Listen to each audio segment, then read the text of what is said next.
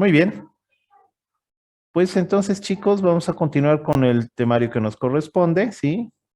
Oncología terapéutica, nuestro tema número 4. Yo soy el doctor Gerson Mejía, oncólogo clínico. Vamos a tocar tres puntos muy importantes: principios del tratamiento sistémico, principios de la radiología como diagnóstico y tratamiento de radiología oncológica, y por último, patología quirúrgica oncológica, el manejo de la pieza operatoria. Hoy nos vamos a tocar el tema de tratamiento sistémico porque es un tema bastante largo y bastante complicado. Muy bien. Espérenme un minutito, chicos, por favor, que me están llamando al hospital.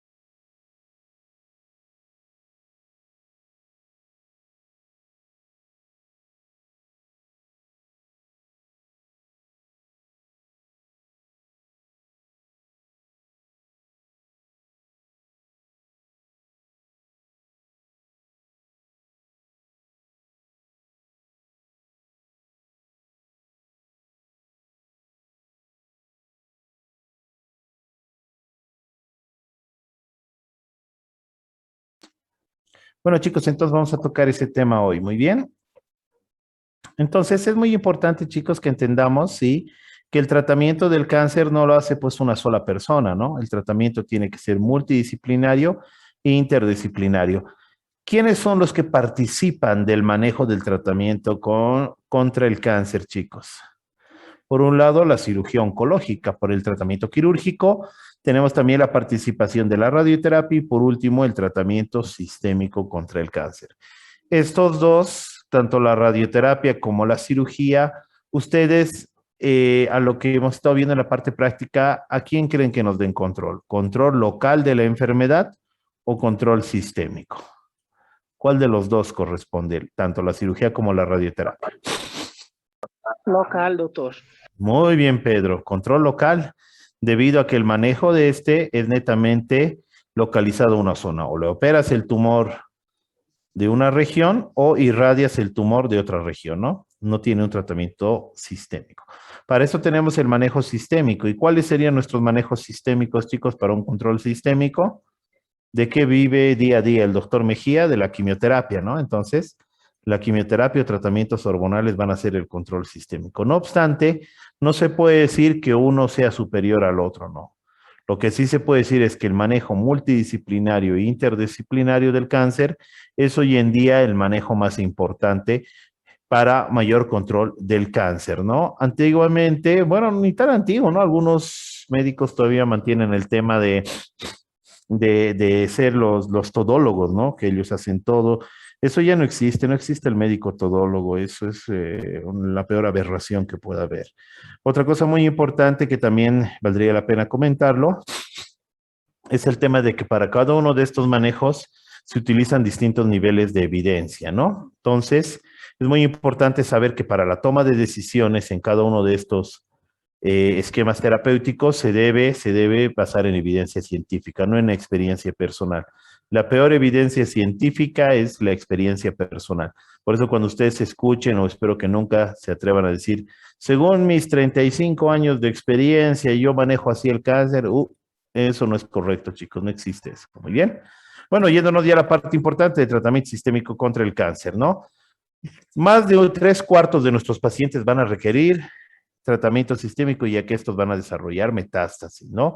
Hemos entendido muy bien que la metástasis es la migración del tumor primario a otras regiones del cuerpo por distintos mecanismos, ya sea hematogénico, linfático, neural o contigüidad.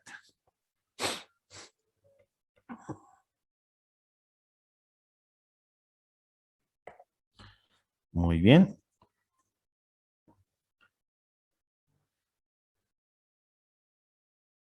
Entonces, chicos, es muy importante entender lo siguiente, ¿no?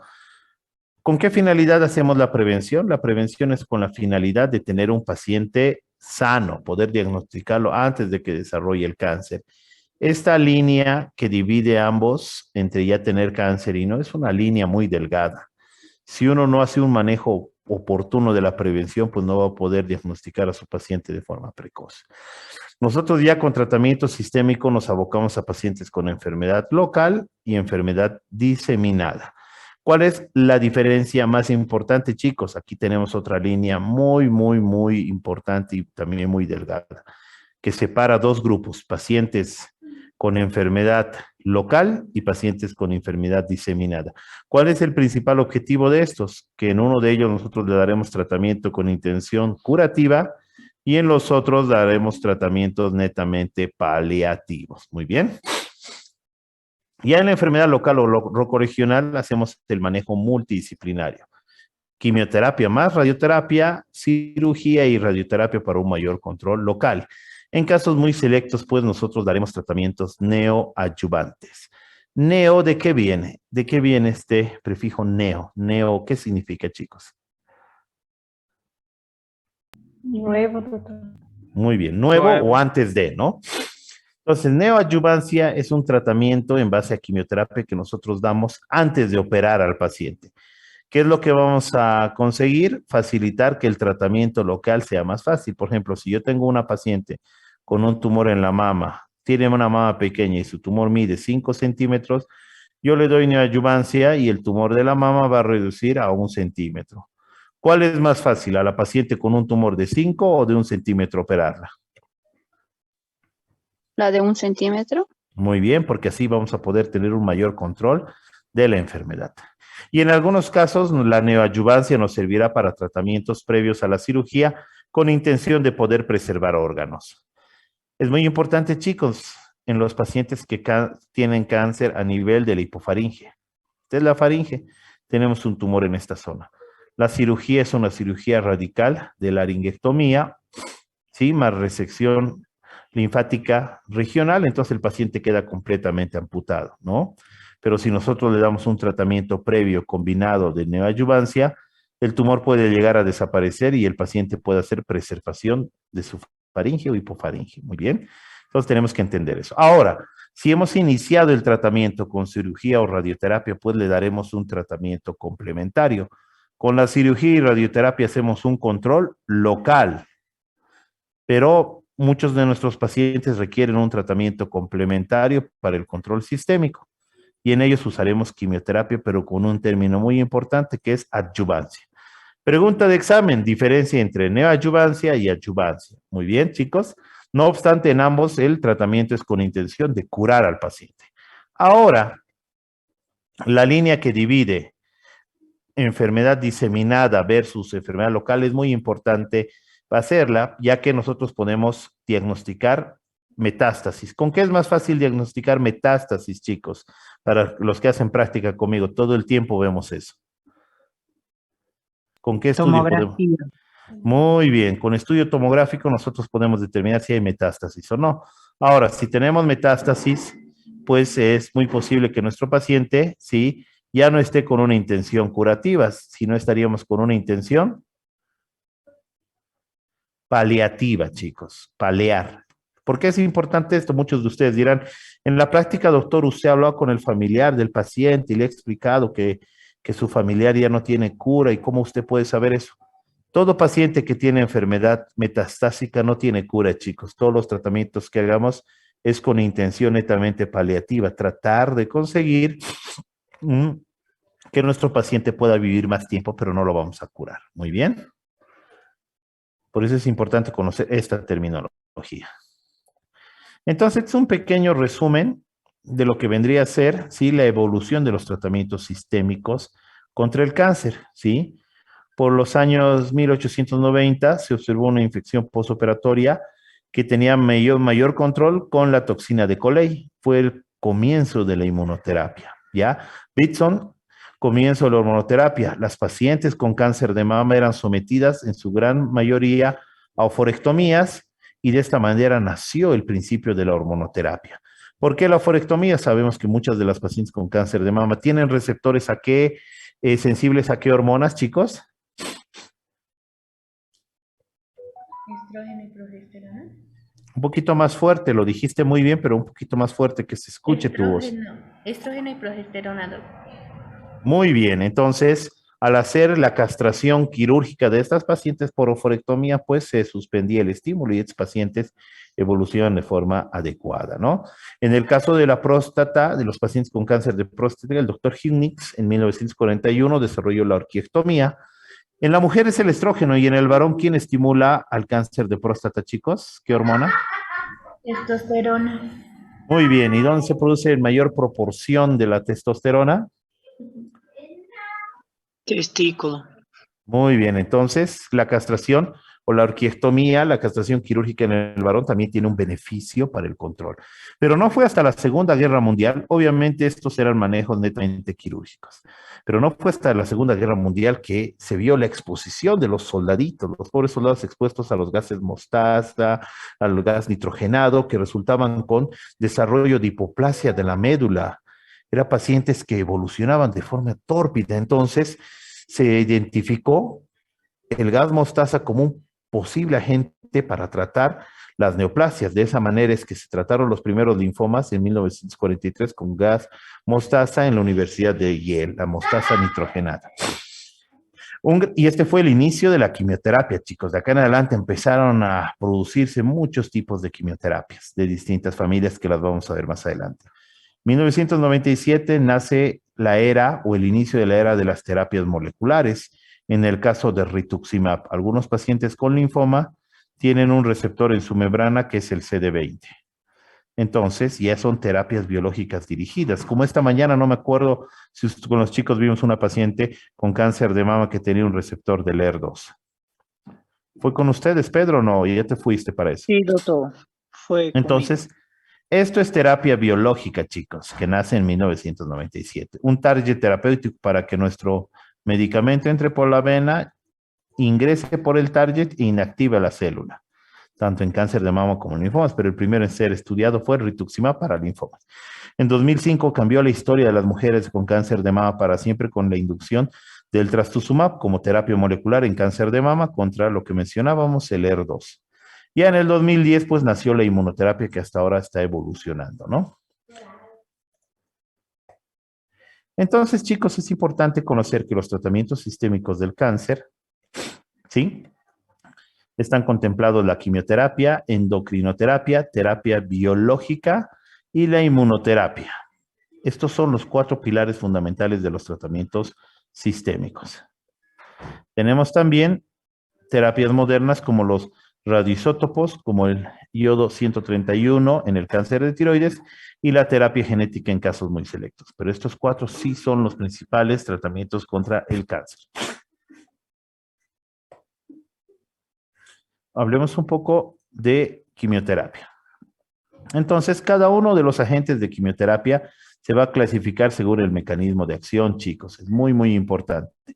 Como por ejemplo, los antimetabolitos actúan a nivel de los nucleótidos, inhibiendo la producción o el orden adecuado de las cadenas doble hélice. Los inhibidores de la topoisomerasa y los alquilantes de sales de platino actuarán a ese mismo nivel. Afectando la producción del ARN, alterando las proteínas, tenemos a los antimicrotúbulos. También otro de los tratamientos son ciclodependientes y en fase inespecíficos o específicos a nivel del ciclo celular. Observamos acá nuestro ciclo celular, ¿no? Iniciando desde la fase, ¿sí? Desde la síntesis, mitosis, meiosis, G2, G1 y G0. Espérenme un minutito, chicos, por favor, voy a consultar.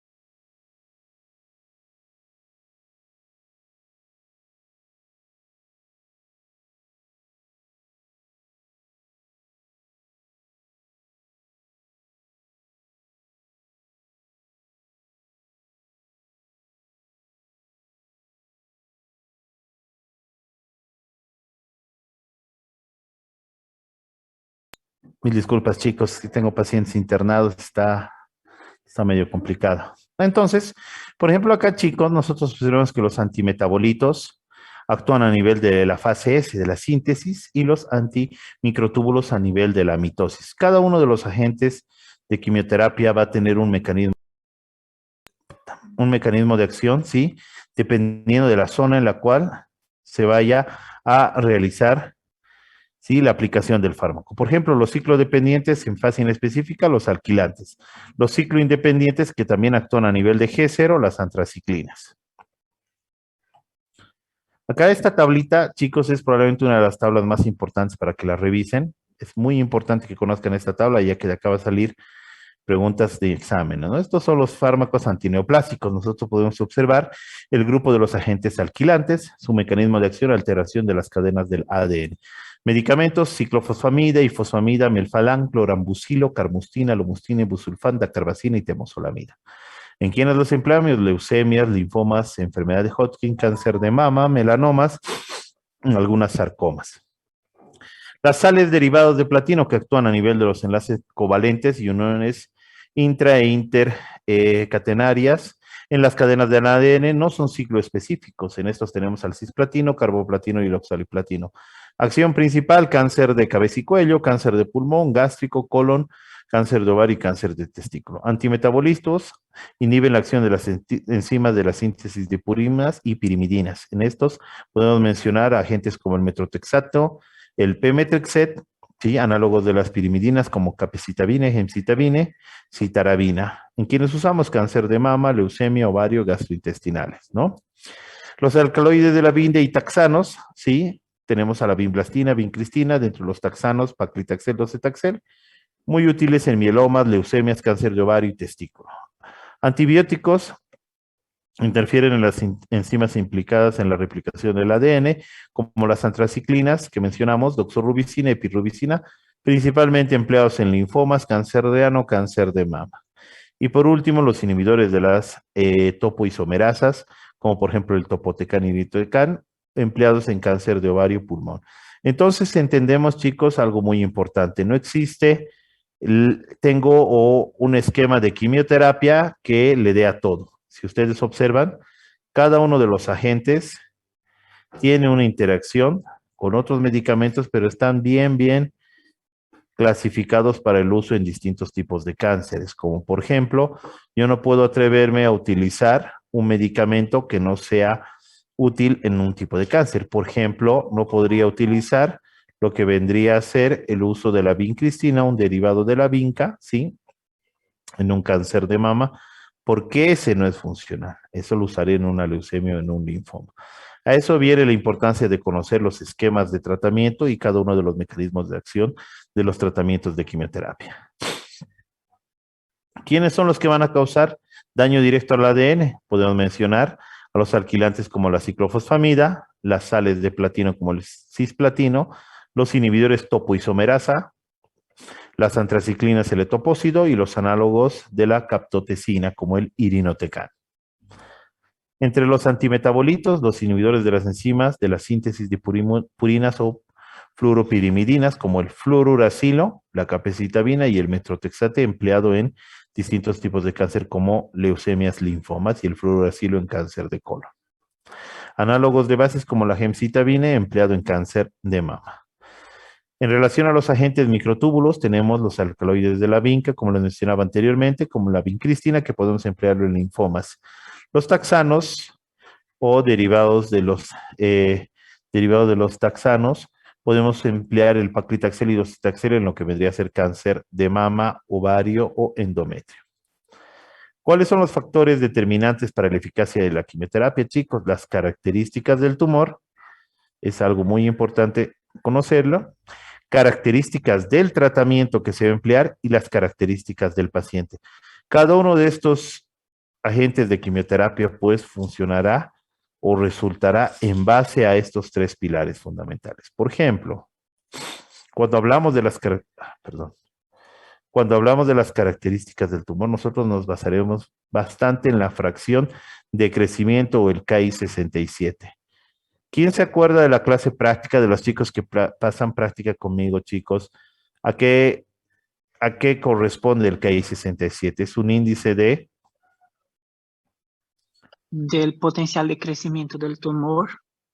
Muy bien, Pedro, lo dividimos en porcentajes. Entonces, si yo tengo un paciente con un potencial de crecimiento, una fracción de crecimiento o un índice de proliferación altísima, tendré que utilizar no solo una quimioterapia, pues tendré que utilizar la combinación de múltiples quimioterapias. Puedo unir un medicamento más otro y más otro y utilizar 4 medicamentos si la proliferación es muy alta. Pero si la proliferación es baja, tal vez puedo usar hasta un solo medicamento.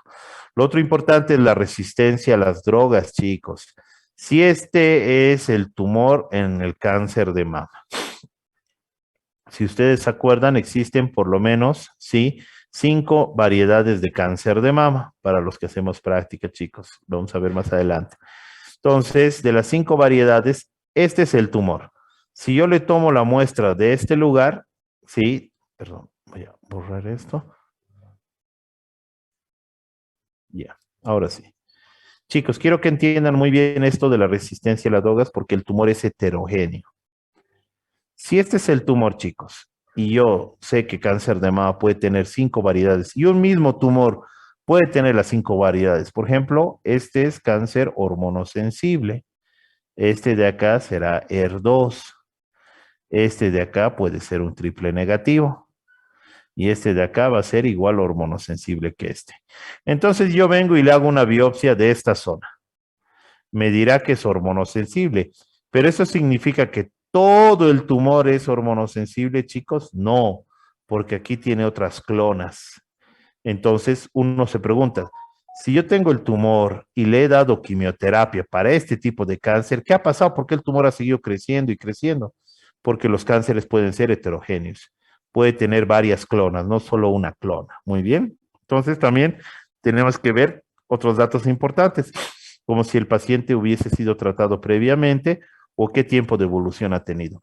No es lo mismo que una paciente, no sé, está aquí su compañera con la que vimos el tema de, de ese tumor benigno,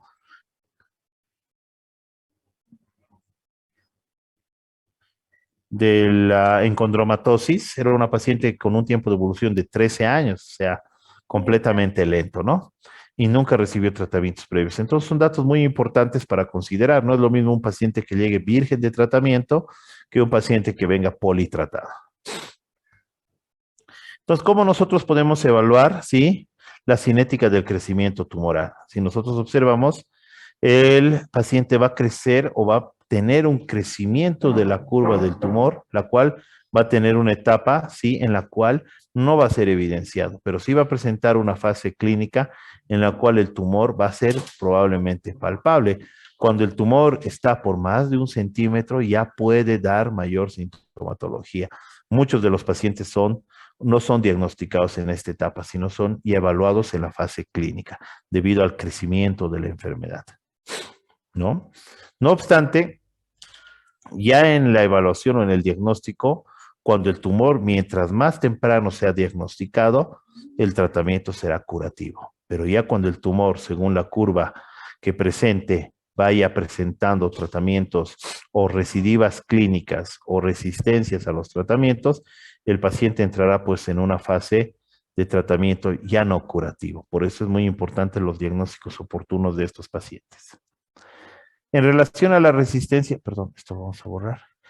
En relación a los tratamientos y la resistencia a los fármacos, chicos, podemos encontrar nosotros resistencias primarias o secundarias, algo similar a los antibióticos, ¿no? ¿Cuáles son las resistencias a la droga? Disminución en la acumulación por déficit de transportador específico, alteraciones del metabolismo de la droga, un aumento de la reparación del daño, de la tolerancia al daño y modificación del banco terapéutico. Por ejemplo, si yo tengo un blanco terapéutico, como habíamos visto con anterioridad, yo tengo un paciente que tiene el HER2 como receptor y yo estoy atacando este HER2, pero no se olviden que tiene también un receptor HER3 y un receptor HER4. Entonces, estos pueden ser otros mecanismos que estén sobreamplificados y nos den como resultado una resistencia al tratamiento. No obstante, son otros factores también, como mal uso del medicamento. Muchas veces nosotros damos dosis subóptimas y generamos resistencia al tratamiento. En muchos casos hemos visto que el paciente se encontraba en muy malas condiciones y hemos optado por darle una dosis más leve o reducida, velando que no se complique el paciente, pero sin embargo le ocasionamos un daño al inducirle una resistencia al tratamiento. Nosotros podemos observar también las resistencias según el fenotipo de multidrogoresistencia. Por ejemplo, evaluamos acá cómo la glicoproteína P, a través de la membrana celular y el citoplasma y la citotoxina, genera una alteración en los mecanismos de apoptosis. Entonces, el paciente puede generar una resistencia al tratamiento y de esta manera, por más que sea inducido todas las fases para el manejo del tratamiento oportuno, el paciente va a generar una resistencia y por ende va a estar alterados los mecanismos de apoptosis y nuestro paciente no va a tener respuesta a los tratamientos. Hablando ya, chicos, un poco de la eficacia de la quimioterapia, va a variar según el tipo del tumor. Tenemos cánceres que son muy quimiosensibles y estos los denominamos quimiocurables, que probablemente sean el orgullo de la oncología. No sé si alguno de ustedes ha escuchado de alguno de estos cánceres. Hemos tenido pacientes con cánceres de tumor, un montón en la práctica. Hemos visto 3 o 4 pacientes. Entonces, los pacientes con coriocarcinoma o cáncer, ¿sí?, de enfermedad trofoblástica gestacional, el subtipo coriocarcinoma, es potencialmente curable. Altamente mortal sin tratamiento, pero curable. Los tumores de células germinales testiculares en varones es una enfermedad bastante agresiva, de comportamiento muy agresivo, pero potencialmente curables. La leucemia del niño. La leucemia linfoblástica aguda, chicos, en pacientes menores de 15 años, es de buen pronóstico. Se puede tratar y los chicos se pueden curar. Pero en pacientes mayores de 15 años es de mal pronóstico. Muy bien, entonces en los niños sí tiene buen pronóstico. Los linfomas de Hodgkin tienen buen pronóstico y algunos linfomas no Hodgkin pueden tener muy buenas respuestas a los tratamientos. Por eso es importante tener el diagnóstico definitivo. Tenemos también tenemos también otro subgrupo, chicos, de los cuales podemos ver que los cánceres que son quimiosensibles, pero en la evolución del tiempo sí van a tener resistencia. Por ejemplo, el cáncer de mama, el cáncer de colon, el cáncer de ovario y el cáncer de células pequeñas. Son quimiosensibles, responden muy bien a la quimioterapia, pero en el lapso del tiempo, como vieron la curva de evolución del tumor, van a hacer resistencia, debido a que pueden tener clonas resistentes que mientras reciben la quimio va a estar controlado y posteriormente pues va a evolucionar de forma tórpida, ¿no? Por eso es importante saber cuáles son los cánceres que responden bien. Los que mencionamos en el anterior grupo son pacientes que tienen que iniciar quimioterapia de emergencia, pero este grupo de pacientes no es necesaria la quimioterapia de emergencia. ¿Y cuáles son los quimioresistentes, chicos? Los cánceres de piel tipo melanoma y los cánceres de riñón. Estos cánceres no tienen ningún tipo de sensibilidad a la quimioterapia. Son cánceres de muy mal pronóstico en los cuales antes de la inmunoterapia eran pacientes que no sobrevivían a los 3 meses. En relación, chicos, a las características del tratamiento, tenemos que mencionar muy bien, hablar de los tratamientos con una sola droga o con poliquimioterapia, múltiples drogas, la dosis y la frecuencia de administración. En relación a la monoquimioterapia versus poliquimioterapia, a ver, una pregunta para todos los 31 participantes que están acá. ¿Ustedes creen que es igual ofrecerle quimioterapia a una persona que tiene 85 años que a una persona que tiene 45 años? Yo tengo un paciente con cáncer de pulmón que tengo que darle una combinación de carboplatino más pemetrexed, ¿ya? Acuérdense de estos nombres, carboplatino, pemetrexed. El carboplatino puede ocasionar insuficiencia renal, puede ocasionar hipoacusia severa, puede ocasionar trastornos del gusto y en algunos casos también mielosupresión. El pemetrexed por lo general tiende a ocasionar anemia leve. De los dos medicamentos, el menos nocivo es el pemetrexed. Al paciente de 45 años le darían combinación doble o simple.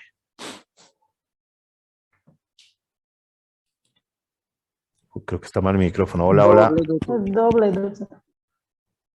A veces porque ya tolerar no soporto. Muy bien, entonces se escucha ahí a lo lejos que le darían una combinación de poliquimioterapia, o sea, dos fármacos. Y al paciente de 85 años, chicos, ¿qué le ofrecería? Monoterapia. Monoterapia, muy bien. Buscarían de los dos medicamentos cuál es el menos tóxico y seleccionarían ese, en este caso el pemetrexed. ¿Por qué es importante conocer esto, chicos? ¿Qué pasa si yo le doy combinación doble a este paciente de 85 años? ¿Qué creen que le puede pasar? Los riñones se dañan. Más Ah, complicaciones. ¿Habría más daños colaterales? ya, muy bien, está bien, efecto, muchos más efectos adversos por la quimioterapia. ¿Y qué pasaría con el paciente? Pues se va a morir, ¿no? Así de sencillo, se va a morir. ¿Y se va a morir de cáncer o se va a morir de la mala quimioterapia que le ha dado el doctor Mejía? De las De la manos. De la mala quimio. Entonces es muy importante, chicos, poder diagnosticar bien a estos pacientes y seleccionar bien. No existe la receta de cocina en medicina, chicos, sino para eso seríamos cocineros o mejor nos dedicamos a otra cosa, ¿no? Nosotros hacemos ciencia, tenemos que seleccionar bien al paciente. Lo otro importante, la dosis, chicos, la dosis es fundamental, la dosis. ¿Por qué es fundamental la dosis? Porque en base a la dosis nosotros podemos ofrecer al paciente dosis altas de quimioterapia, dosis estándar de quimioterapia, incluso dosis reducidas de quimioterapia. ¿Qué cosa nos ayudará a determinar esto, chicos?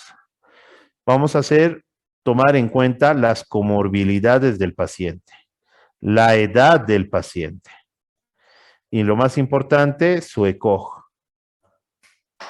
Muy bien.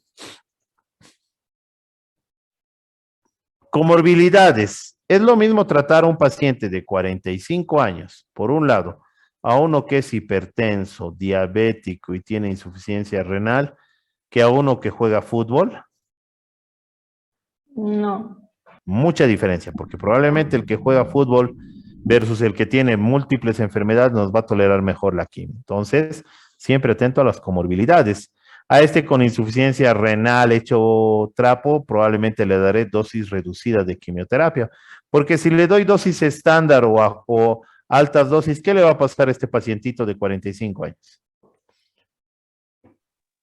Muerte. Muy bien, Pedro, ya estás entendiendo. Se nos muere. ¿Se va a morir de cáncer o se va a morir de mala praxis, chicos? Mala praxis. Muy bien. Eso es hacer daño. En cambio, al paciente que es futbolista y tiene 45 años, le voy a dar todo lo que se merece, la dosis completa. Muy bien. Ahora, la edad. Es lo mismo, chicos, tratar a una persona de 79 años que a una persona de 29 años. Ahora, aquí hay algo muy interesante, ¿no? Existen personas pues, de 79 que parecen de 40 y hay algunos de 40 que parecen de 79. Entonces, hay que muy bien hacer una evaluación respecto a la edad biológica y su condición general del paciente.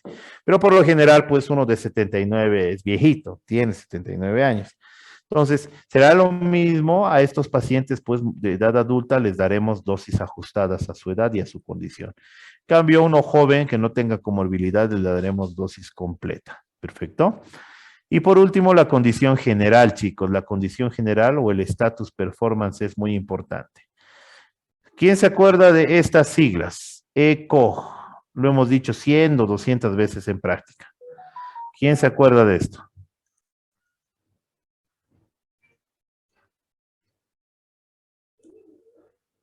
Nadie. Los chicos de práctica, a ver, vamos a ir enumerándolos uno por uno.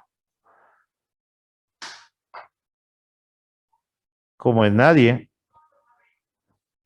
Doctor, si no estoy mal, creo que es una escala para medir como la calidad de vida del paciente, ¿no? Condición general del paciente. A ver, Liz Dayana, ¿tú qué te acuerdas del ECOG? Ruan, Pedro, Conan Almeida Rodríguez, Jamilson. Que era para medir lo que sería, decimos, la calidad de vida del paciente. Principalmente la condición general del paciente, ¿no? Esta escala va de 0 hasta 5, chicos, pero el punto final de corte es 4. 5 es muerte. Una crucecita voy a poner para que no se olvide. Y 0, pues, es las personas como nosotros. Entonces, etapa U, ECOG 1, ECOG 2, ECOG 3, ¿sí? ECOG 1 es que tiene síntomas, pero hace su vida normal. ECOG 2 que tiene síntomas, pero está con limitaciones. ECOG 3 tiene limitaciones y está menos del 50% en la cama del día vigil. Y por último, el ECOG 4 está más del 50%, todo el tiempo en la cama.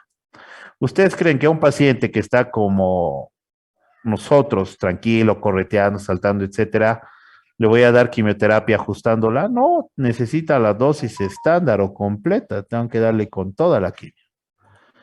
Pero un paciente que está todo el tiempo postrado con un ECOG 4, ¿le daré la dosis completa o le haré un ajuste de dosis, chicos? ¿Qué le darían ustedes? ¿Le revientan el cuerpo con quimio o le ajustan la dosis a cómo se encuentra el paciente? Un ajuste de dosis, Ajustar. Ese doctor. ajuste. Muy bien, chicos, porque si yo le doy dosis plena, ¿qué va a pasar con los pacientes? Se va a morir. Estamos hablando de quimioterapia, chicos, no estamos hablando de antibióticos. Antibiótico es distinto de quimioterapia, ¿verdad? Si te viene un paciente con shock séptico, hecho tiras, ¿tú le vas a dar el antibiótico a dosis plena o se lo vas a dar a dosis reducida? Independiente de su edad, de cuántos años tiene y todo. Bueno, Reducida, ¿no, doc? No, a ver, chicos. Estamos hablando de un antibiótico. Si tu paciente te viene con una neumonía severa o como los que hemos visto hoy día, ese chico con una neumonía típica, chicos, le van a dar, el paciente se está muriendo de la infección, le van a dar dosis reducidas o dosis completas. completo. Dosis más Completa. fuertes. Esto, le das Completas. todo, porque es antibiótico. Tienes que darle todo, porque sabes que lo vas a curar. Pero si el paciente tiene un cáncer avanzado, está con un ECOG 4, no es lo mismo. En este tienes que ajustar la dosis. ¿Por qué? Porque antibiótico no es quimioterapia. Si yo le doy la quimio a una dosis muy alta, mi paciente se va a morir. Y luego va a ser difícil explicarle a la familia. Puta madre, no estoy grabando. A ver, voy a poner a grabar, chicos, ya, porque luego en la universidad piensa que no hacemos nada. Que literal no hacemos nada. Déjenme un minuto. No sé dónde se graba. Recording in progress. Entonces, es importante, chicos, entender esto. Por eso cuando nos llama la atención, cuando vienen, hoy, por ejemplo, para los chicos de práctica vinieron a decirnos, doctor, puta madre, que el paciente se está muriendo, que debe ser cáncer, y le explicamos que no, que eso no tenía la pinta de cáncer. Y por más que fuese cáncer, si el paciente ya está para irse, la quimioterapia no le va a salvar, porque han visto en diapositivas anteriores que existe cánceres que responden a quimio y cánceres que no responden a quimio. Eso es muy importante para entender que la quimioterapia no es salvación, ¿ok? Y la frecuencia del tratamiento, chicos, esto seleccionaremos muy bien cómo esté al paciente. Se puede dar, si ustedes han visto la práctica, algunas quimios son cada 3 semanas, cada 2 semanas y cada semana. Entonces, esto variará según el tipo de cáncer. Muy bien. Las características del paciente, chicos, lo que mencionábamos anteriormente. El estado general es fundamental. Para el estado general, pues nosotros usaremos scores como el score ECOG, el score Karnofsky, para poder determinar en qué escala está nuestra paciente y según eso tomar conducta. Por lo general, pacientes con ECOG 4 o Karnofsky menor a 60% son pacientes no tributarios de tratamientos intensos, porque son pacientes que van a fallecer. La edad del paciente siempre dividir, ¿sí? La edad cronológica versus de su edad visible o mesurable en el paciente. Hay personas que tienen 80 años y parecen de 40, y hay personas que tienen 80 años y parecen de 100. ¿Es correcto o no, chicos? Sí, Dudu. Sí, doctor. Muy bien. Entonces hay que hacer una buena evaluación del paciente, ¿no? Y por último, las comorbilidades, ver cuáles son las comorbilidades más frecuentes, como hipertensión arterial, diabetes, insuficiencia renal, etcétera, etcétera, ¿no? En base a eso ya poder, sí, determinar cuál es la mejor conducta para nuestro paciente. Muy bien.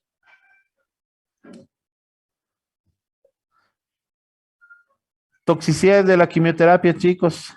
Mielosupresión, toxicidades digestivas, toxicidades renales, neurotoxicidades y otras como toxicidades dérmicas, toxicidades neurológicas, etcétera, ¿no? Entonces, si ustedes observan la quimioterapia, ¿sí? La diferencia entre veneno y quimioterapia, ¿cuál creen que es, chicos? La tos. Muy bien, la dosis. Porque si le das una dosis muy alta, le estás dando veneno a tu paciente. O si le prescribes mal la quimio, le estás dando veneno al paciente. Muy bien. En relación ya pasando a la endocrinoterapia, chicos, ¿sí? Tenemos que catalogarlos que estos van a ser útiles en cánceres hormonodependientes como cáncer de mama, estrógeno, progesterona, cáncer de próstata y cáncer de endometrio que también tiene sensibilidad al estrógeno y a la progesterona. Muy bien. Entonces, en ellos será beneficioso el tratamiento de endocrinoterapia. Ahora, ¿cuáles son las hormonas generalmente implicadas? Los estrógenos y los andrógenos. Muy bien. En relación a las hormonas esteroideas sexuales, podemos ver que la unión a receptores intracelulares específicos, como el estrógeno y el andrógeno en este grupo de pacientes. Muy bien. Estos van a generar una estimulación de los factores de transcripción, por eso su bloqueo va a favor del paciente y en contra del cáncer. Muy bien. En relación a los receptores de estrógeno y progesterona, son factores predictivos de la eficacia de la hormonoterapia en cáncer. Nosotros observamos que tanto estrógeno como progesterona, sí, van a ser sensibles en algunos cánceres de mama. Nosotros observamos 70% de los pacientes van a presentar estrógeno positivo y estrógeno y progesterona será un 40%. Una preguntita de examen, chicos, acuérdense de esto. Muy bien. ¿Por qué es importante conocer la condición de nuestro paciente? Porque en base a esto vamos a ver las respuestas. Miren, como un paciente altamente hormonosensible tiene respuestas desde un 80%. ¿Qué les parece 80%? Alto, bajo, no sirve, sí sirve. En cáncer, en pacientes con cáncer. Bastante bueno. Alto. Altísimo, chicos, altísimo. Y vemos que los que solo tienen estrógeno y la progesterona en negativo, un 30%. Y los que son los triple negativos, ¿cuánto tienen, chicos? Menos del 10%. Entonces, muchachos, tenemos que conocer que sí es un factor predictivo de respuesta a los tratamientos y sobrevida en este grupo de pacientes. Muy bien. En relación a la endocrinoterapia, ¿qué mecanismo de acción? Perdón. Sí, ¿qué mecanismos de acción tiene? Principalmente la supresión de la producción hormonal y el bloqueo de los receptores hormonales. Acá pero viene algo muy interesante, chicos. Siempre tomo el ejemplo de la mujer. ¿Dónde produce la mujer las hormonas femeninas? Ovario. Pedro, cara, pega todo. ¿Alguien más? ¿Alguien? ¿Otro lugar, chicos, aparte de los ovarios, como mencionó su compañero Pedro?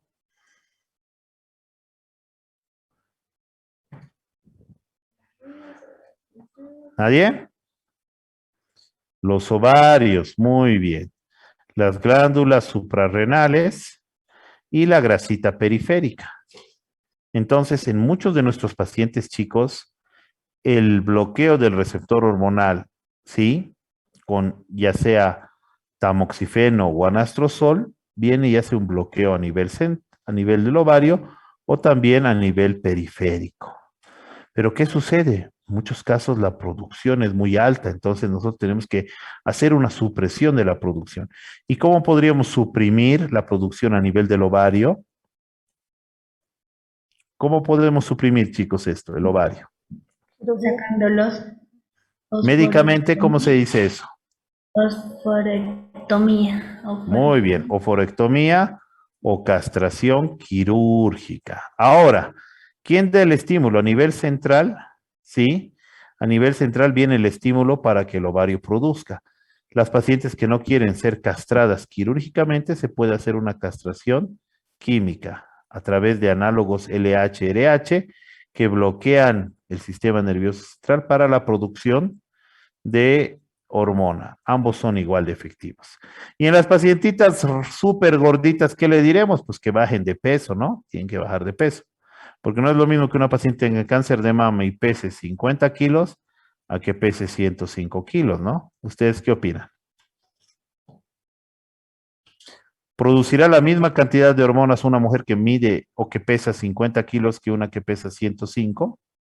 No. No, doctor. No, la de 105 tiene mayor producción hormonal de la grasita periférica. Por más que existan las gordilindas, igual que baje de peso. Muy bien. Acá mencionábamos sobre la supresión de producción hormonal. Estrógeno, lo que mencionábamos, oforectomías en pacientes premenopáusicas, de forma quirúrgica o análogos. Y en las posmenopáusicas, inhibidores de aromatasa. ¿Qué significa, chicos, ustedes que hayan llevado endocrino? ¿Ya llevaron endocrino o no? Sí, doctor. ¿Qué significa premenopáusica?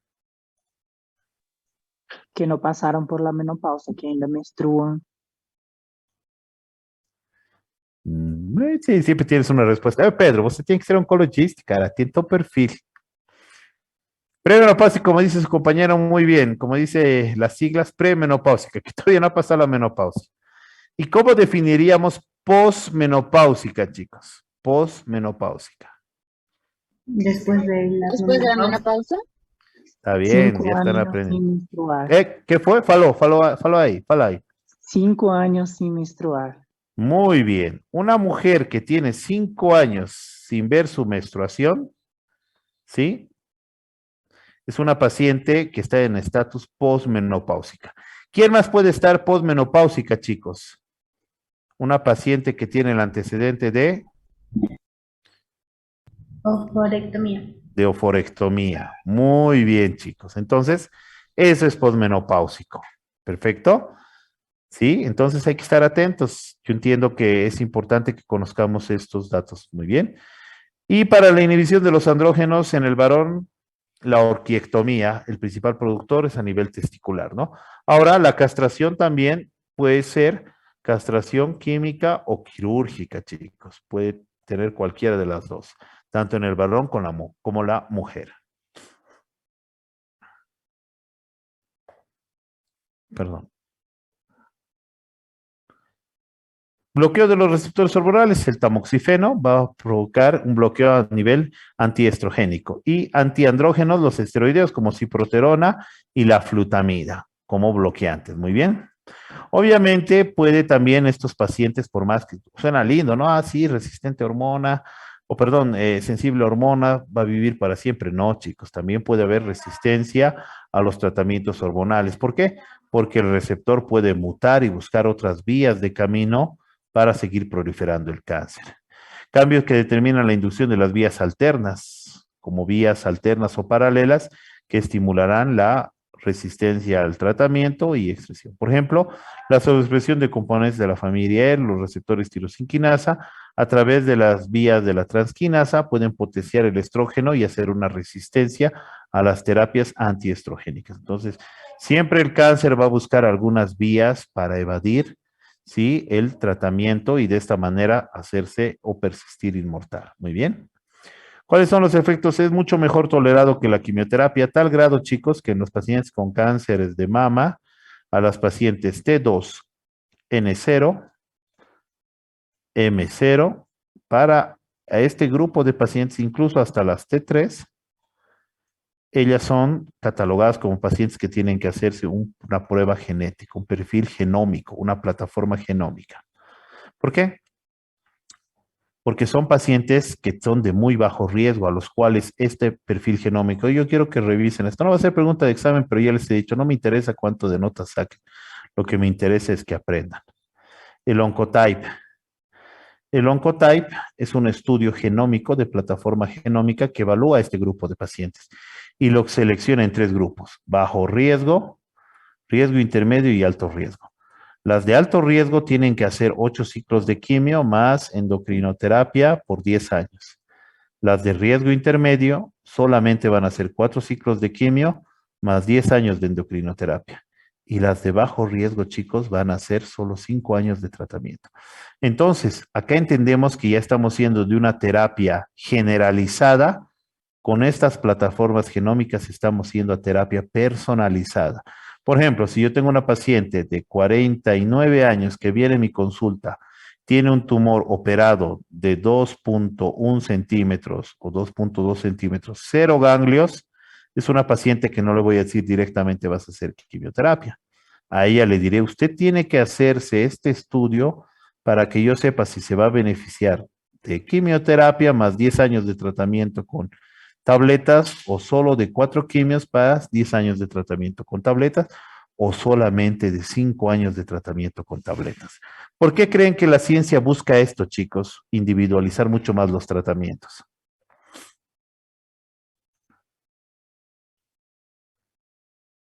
¿Por qué? Mejor ¿Qué puede ser tolerancia. diferente la reacción en cada paciente?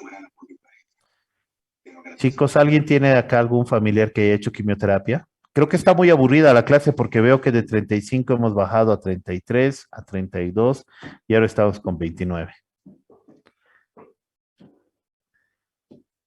El momento que noten que hago mucho énfasis en las cosas, avísenme, chicos, para que lo haga más rápido. Capaz si los estoy aburriendo. No, doctor, está bien. También, doctor. ¿Por qué, chicos? Porque mejor tolerancia que la quimioterapia. ¿Alguien tiene algún familiar, amigo que haya pasado por quimio de acá del grupo? No, doctor. No, doctor. No, No, doctor. doctor. Solo iodoterapia. Qué bueno, porque la quimioterapia destroza a la gente, chicos. Produce alopecia, daño gastrointestinal, en algunos pacientes van a terminar con daño cardíaco para toda la vida, pueden desarrollar otros cánceres. Entonces, mientras menos expongamos a la quimioterapia a los pacientes, mejor. De hecho, hay muchas campañas que dicen por un mundo sin quimioterapia, por un mundo lleno de esto, de tratamientos dirigidos, chicos, de tratamientos personalizados, individualizados. Por eso es que nace esto, porque muchas de estas pacientes hacían 1 o 2 quimios y luego lo dejaban. Y después de 5, 7, 8 años venían vivas y dicen, uy, ¿qué ha pasado? Así que ahí nació la duda de que sí, hay pacientes que aparentemente solo pueden recibir tabletas y hay otras que sí tienen que hacer la quimio completa. Muy bien. ¿Por qué? Porque los efectos adversos son bien serios de la quimio. No obstante, también la endocrinoterapia puede presentar eventos adversos como tromboembolíticos, cáncer de endometrio por el tamoxifeno o impotencia en el caso de los varones. Muchos de los pacientes varones que han sido sometidos a arqueectomías y están con terapias antiandrogénicas, pues se hacen instalar bombitas por el urólogo para que pueda seguir cumpliendo a su pareja. Muy bien. Terapias dirigidas o blancos moleculares, chicos, agentes dirigidos contra una molécula o receptor o vía molecular en el crecimiento y progresión del cáncer. Esto es terapia moderna, esto es terapia sistémica, terapia biológica, terapia que va a cambiar al mundo, o ya está cambiando al mundo. Como cuáles tenemos los receptores de los factores de crecimiento, los inhibidores de la tirosina quinasa, proteínas relacionadas con la angiogénesis y proteínas antiapoptóticas. Muy bien. Veamos las que están relacionadas con los factores de crecimiento. Estas son las vías de señalización o los receptores, transmembrana, porque tiene un componente extramembrana y tiene otro componente intramembrana. El EGFR, el factor de crecimiento epidérmico humano, es el ER1. El receptor de crecimiento, sí, tipo 2 humano es el ER2, pero también tenemos receptores ER3 y ER4. Cada uno de estos va a cumplir un mecanismo distinto de acción para activar el cáncer. Voy a borrar esto. Esta tablita es muy interesante, chicos. Acá podemos ver cómo muchos de los pacientes como cáncer de cabeza y cuello, cáncer de colon, cáncer de mama y células pequeñas presentan un porcentaje, ¿sí? Sensible a esto. Por ejemplo, en cáncer de cabeza y cuello, el porcentaje es de un 80 a 100%, en el cual el factor de crecimiento epidérmico está implicado. Células no pequeñas, cáncer de pulmón, 40-80%, cáncer de colon, 77%, y cáncer de mama, un 14 a 91%, con un pronóstico pobre, ¿no? Por ejemplo, acá vemos, sí, el mecanismo de acción de algunas terapias moleculares o biológicas. El receptor ER2, con sus componentes extramembrana y intramembrana. quien va a activarse mediante heterodimerización y va a estimular al núcleo a que, a la célula maligna, a que haga qué, a que prolifere, a que haga invasión y metástasis y neoangiogénesis. Entonces, si yo bloqueo este estímulo, ¿qué voy a ocasionar? Que la célula no genere ningún tipo de aberración o alteración. ¿Cómo podemos bloquearlo? A través de estos medicamentos, erlotinib, gefitinib y cetuximab. Vamos a bloquearlo ya sea con su componente extracelular o intracelular, ya que estos son unos receptores transmembrana.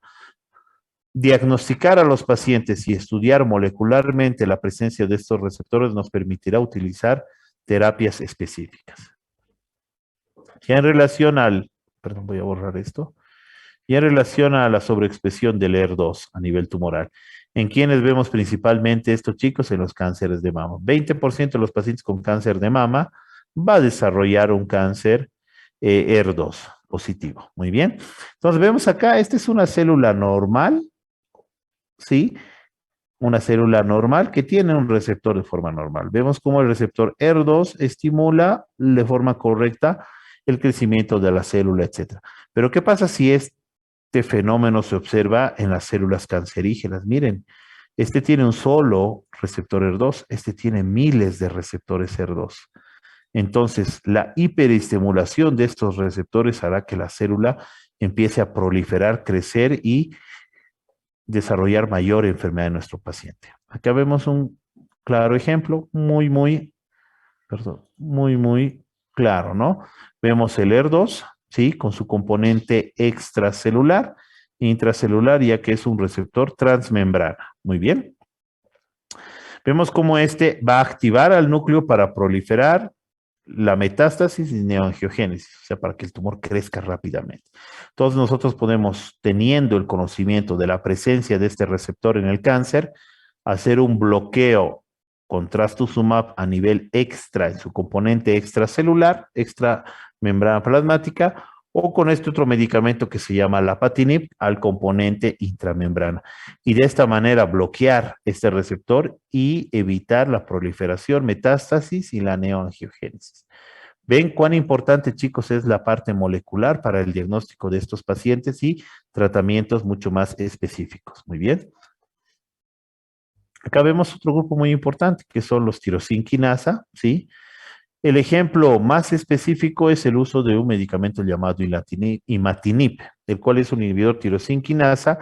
Si ustedes se acuerdan en la clase teórica, habíamos hablado de él, la leucemia con alteración del cromosoma Filadelfia o la translocación 922.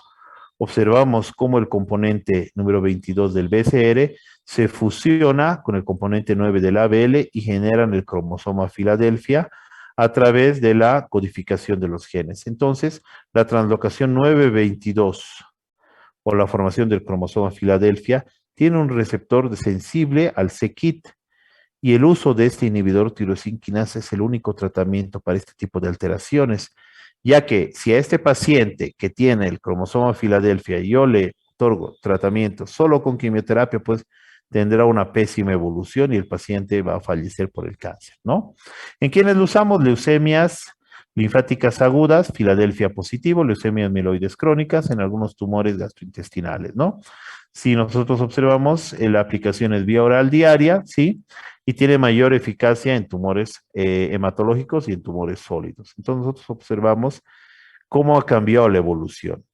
El mejor ejemplo que podemos tocar es el tumor GIST o el tumor del sarcoma gastrointestinal metastásico, chicos.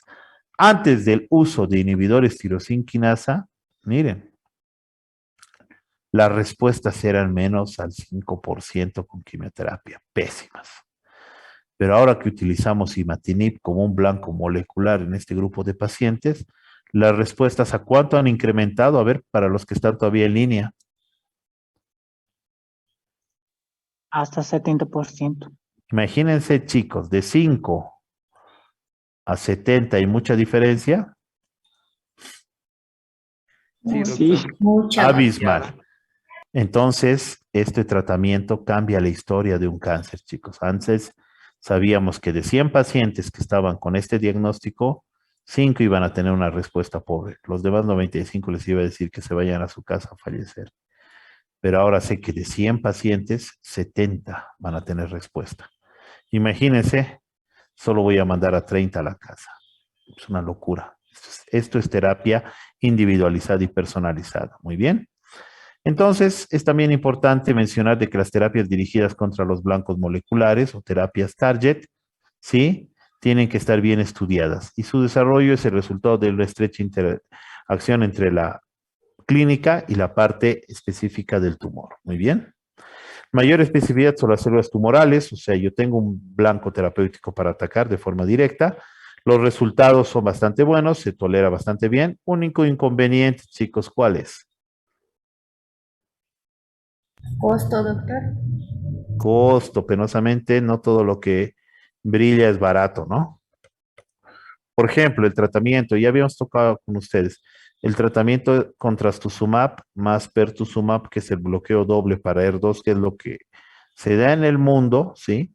Es lo máximo, lo más moderno y actual, tiene un costo más o menos de 35.000 bolivianos, que es más o menos unos 30.000 reales. Creo que ahora pero están iguales, ¿no? No sé qué dicen, chicos. ¿Está igual el boliviano que el real o no? Quase lo 1,30 mismo, acá. doutor. Casi lo mismo. ¿Es mucho, es mucho dinero, 35.000 reales para Brasil o sigue siendo poco dinero? No, doctor, es bastante. Es mucho. Para Bolivia es inalcanzable, chicos. Este es un problema muy grande. Pero bueno, es algo que tenemos que conocer, ¿no? Igual que hay medicamentos, ¿no? Pero en Brasil el SUS cubre. Ah, eso es muy bueno, eso es algo muy bueno. Acá no, acá el SUS no cubre, así que la gente lo tiene que pagar, ¿no? Entonces, para el tratamiento sistémico, lo que mencionamos anteriormente está basado en qué? La selección, tumor primario, extensión de las lesiones, los factores predictivos y características del paciente, edad, estado general y comorbilidad. Muy bien. Y es muy importante siempre ver el riesgo-beneficio del paciente. Como les digo, si yo tengo un paciente que no se va a curar con la quimioterapia, pues voy a ser muy cauto a seleccionar a quién darle quimio. Pero si al contrario tengo un paciente que va a sobrevivir y curarse con la quimioterapia, pues yo no voy a negar el tratamiento, hay que dárselo. Muy bien. Y también la preferencia del paciente, es increíble ver cómo los pacientes, ¿sí? Pueden llegar a ser bastante difíciles de tratar. No sé si alguno de ustedes, chicos de acá del grupo de los 29 sobrevivientes, se acuerda del paciente. A ver, tenemos un paciente de piso no vidente con un tumor neuroendocrino bastante complicado. Creo que no está acá, hace práctica conmigo, pero no. Sí, ¿Se acuerdan, no? Del pacientito, edema escrotal, hoy le he hecho un tacto rectal. Entonces, por ejemplo, ese paciente era un paciente bastante complicado porque, pues, el paciente quería recibir un tratamiento contra el cáncer, pero su familia no quería. Entonces, hablan con el paciente, le charlan, le convencen y el paciente tampoco quería recibir tratamiento. Entonces, es importante también respetar la autonomía y la preferencia del paciente, pues.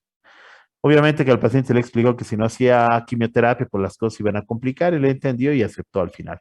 Pero hay muchos pacientes chicos que tienen la posibilidad de curarse y no reciben tratamientos de quimioterapia por tema de preferencia del paciente. No solo eso, también su religión. Hay religiones que no les permiten, que no esto, que no aquello. Es bastante complejo, pero hay que igual manejarlo. Muy bien. Esta última tablita, chicos, antes de aburrirlos, para no aburrirlos más, sí es una tabla, pregunta de examen. Acá nosotros podemos ver las toxicidades según órgano. Por ejemplo, a nivel de cavidad oral, la mucositis, serostomías, gingivitis. A nivel de piel, la alopecia, estomatitis, eritema acral, hiperpigmentación de la piel. Puede presentar urticaria, enfedema, exantemas, ocular, maculopatías, queratosis. A nivel de pulmón, neumopatías, digestivo, constipación, tiflitis. A nivel hepático, falla hepática por quimioterapia. A nivel riñón, vejiga, puede ocasionar síndrome de lisis tumoral, vasculitis, síndrome del CIHAT, neuropatía periférica, daños vasculares como eventos tromboembólicos y a nivel gonadal, menor espermatogénesis, infertilidad y menopausia precoz. Por eso también en muchos de los pacientes jóvenes que van a iniciar quimioterapia es muy importante hablarles de fertilidad. Claro que a veces hay milagros, chicos. Dios siempre está cuidando a todos los seres humanos, ¿no? Yo tenía un paciente, sí, que fue operado de un cáncer de testículo. Tenía un cáncer de testículo Le operamos uno de los testículos. Yo le doy quimioterapia por 4 ciclos con el esquema más potente que tenía. Y pues en medio de las quimios se embaraza a su novia y tiene su primer hijito. Milagro de Dios, chicos. Dios fue bueno con ese paciente y le dio un hijo. 2 años después presenta metástasis al otro testículo, le opero el otro testículo, le vuelvo a dar quimioterapia destructiva súper potente y ahí, terminando la 4ª quimioterapia, tiene su segundo hijito. Su mujer se embaraza de su segundo hijito. Entonces hay casos pues muy selectos donde Dios es tan bueno que hace que las mujeres se puedan embarazar, ¿no? Del primero tenía posibilidad del 5% de embarazo, pero sí ha embarazado. Y su segundo hijito tenía posibilidad del 0% de embarazo porque ya no tiene testículos, pero sí ha embarazado. Así que es importante también hablar de fertilidad con nuestros pacientes. Muy bien, chicos. De mi parte, creo que esta es la última diapositiva porque lo otro ya lo vamos a tocar en la siguiente clase. Sí, esto ya lo tocamos en la siguiente clase. No sé si tuvieran dudas, consultas, preguntas, chicos. No, doctor. No, doctor, ninguna. No, doctor. De Nada. momento no, doctor. Muy bien. Bueno, el grupo sigue reduciéndose, ¿eh? Esto está que da miedo, 28. Voy a tratar de hacer más rápido la siguiente. Entonces, chicos, vayan repasando, estudiando. Nos vemos el siguiente lunes para su siguiente temario. Ya saben, la hermenéutica es, repasen las diapos, lean todo y se les va a ir pasando pues las sopitas de letras y todos antes de su segundo microparcial para su segundo parcial. Muy bien. Está bien, doctor. Gracias. Buenas Buenas noches. noches. Cuídense, chicos. Buenas noches. Gracias, doctor. Buenas noches. Recording stopped.